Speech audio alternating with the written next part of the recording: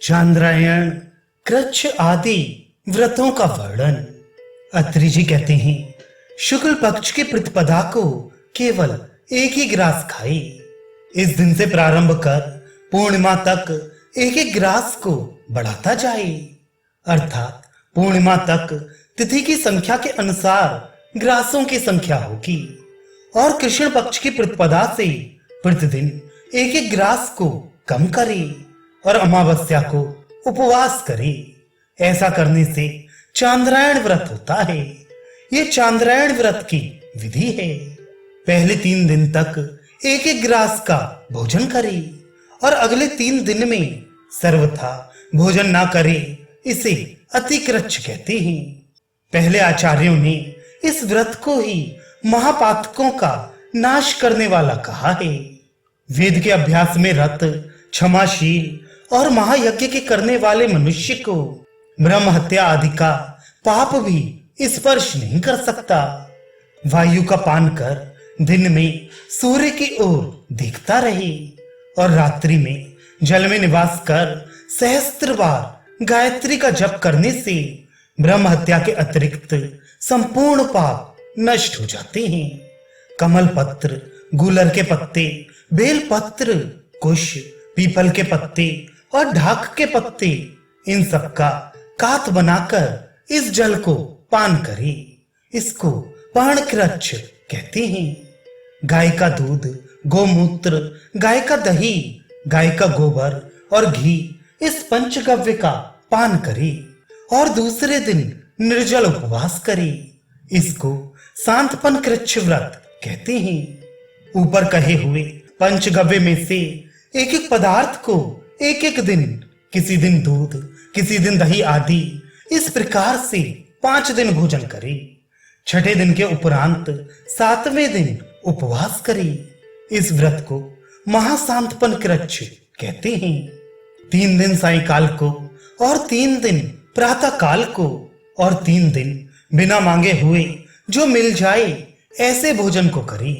इसके पीछे 3 दिन तक उपवास करे। इन 12 दिन में होने वाले व्रत को प्रजापत्य कहते हैं।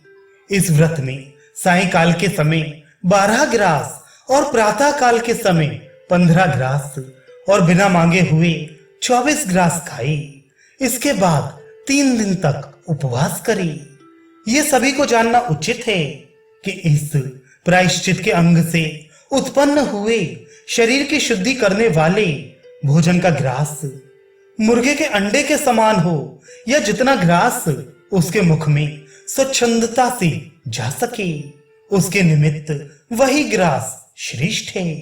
3-6 पल परमित गरम जल पिए और 3 दिन 3 पल परमित गरम दूध पिए और 3 दिन तक 1 पल परमित गरम घृत का पान करे और 3 दिन तक वायु भक्षण करे। ऐसा अनुष्ठान करने से तप्त कृच्छ व्रत होता है। 3 दिन तक 3 पल परमित दही का और 3 दिन तक 1 पल परमित घृत का और 3 दिन तक 3 पल परमित दूध का पान करे और 3 दिन तक वायु का भक्षण करे। इसी को वैदिक कृच्छ व्रत कहते हैं। एक दिन में केवल एक ही बार भोजन करे। एक दिन रात्रि को, एक दिन बिना मांगे हुए भोजन करे और एक दिन उपवास करे। इस प्रकार से पादकृच्छ व्रत होता है और 21 दिन तक केवल दूध ही को पीकर रहे। इस प्रकार से कृच्छ अतिकृच्छ व्रत होता है और 12 दिन तक उपवास करे। इसको पराक व्रत कहते हैं। 4 दिन तक बराबर प्रतिदिन खल, कच्चा मट्ठा, जल, सत्तू, इनका एक एक ग्रास भोजन करे और एक दिन उपवास करे। इस व्रत का नाम सौम्य कृच्छ कहा है। इन 5 में से क्रमानुसार एक एक का 3-3 दिन तक आवृत्ति करने से 15 दिन में जो व्रत होता है उसी का नाम तुला पुरुष है। दुहे हुए कपिला गौ के स्वाभाविक गर्म दूध को जो मनुष्य पीता है वे व्यास जी का किया हुआ कृच्छ है। ये चांडाल को भी शुद्ध कर देता है। दिन में अनाहार रहकर रात्रि में भोजन करने का नाम नक्त व्रत है। जिस पाप का प्रायश्चित नहीं कहा है, उसका यह प्रायश्चित चांद्रायण व्रत कहा है।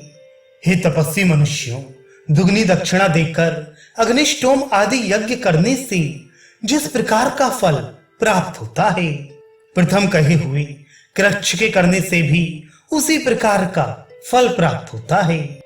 जो मनुष्य वेद के पढ़ने में तत्पर, क्षमाशील और धर्मशास्त्र को विचार कर उसके उपदेश के अनुसार शौच और आचार का पालन करते हैं, वे गृहस्थी होने पर भी मुक्ति को प्राप्त होते हैं। इस प्रकार से यह द्विजातियों का धर्म कहा।